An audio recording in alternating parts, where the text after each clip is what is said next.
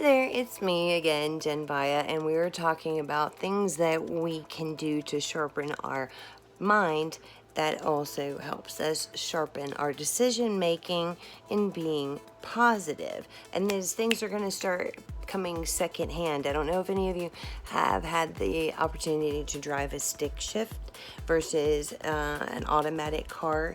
But when you first start, you're thinking, oh my God, how am I going to do this? I'm never going to drive.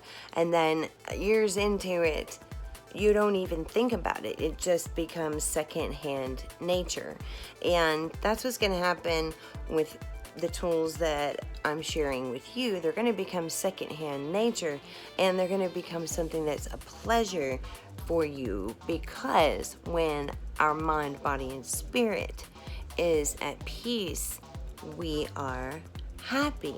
And then in turn, everyone around us is happy. We may not have everyone happy, but people want to know, what is she doing? What's going on? And they want to know the secret. And it's not a big secret. In fact, the things that I share with you are all research. I research, and I look it up. Where's I don't know if you can see my bookshelf over there, but I research because I want to know. Knowledge is power, and I want to improve myself. And then also here, as of late, I am 49 years old, and I'm having difficulty with memory, which is why they were checking me for MS. And by the way, I haven't gotten the MRI back. Thank you guys so much for all of the messages and the prayers, because they are definitely helping. And as soon as I get the results, you will. But had I known how important, because for me, I thought, well, once I learn something, I know it. But if we don't utilize it, it's just like anything else. It's just like any other muscle in our body. If we don't use it, we lose it, right? So it's important. Here's something that you can do, and you may already do. Cross puzzles are a wonderful way, putting actual puzzles together. My granddaughter's a freaking genius at doing this. That's something with but there's something for everyone.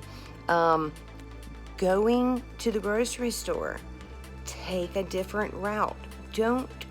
When you fall in the routine from day to day, that's great, because it's great to have a routine. Get up, you take a shower, you have your coffee, you do your meditation, and say your morning prayer, whatever it is, and get ready for work. And then, you're have lunch at noon, and you get off at 5. And so having that sort of routine is wonderful.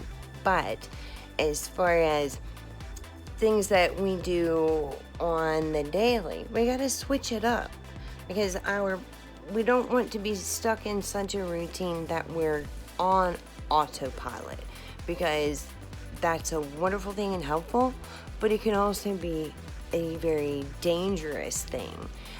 Right now, in our younger years, we say, oh, well, I'll do it tomorrow. Well, that's called procrastinating.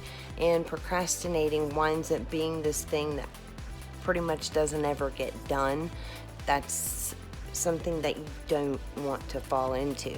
So take a different route to the grocery store. When you go to the grocery store, if you're like myself and the majority of people, we start at one end and we work our way to the other, and then we're out.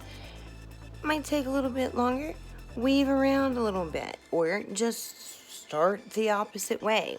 And then I hear you, but my groceries are, gonna get, that means I start at the cold section and I end up at the bread, and by then, my cold stuff is gonna, I have to get home even faster.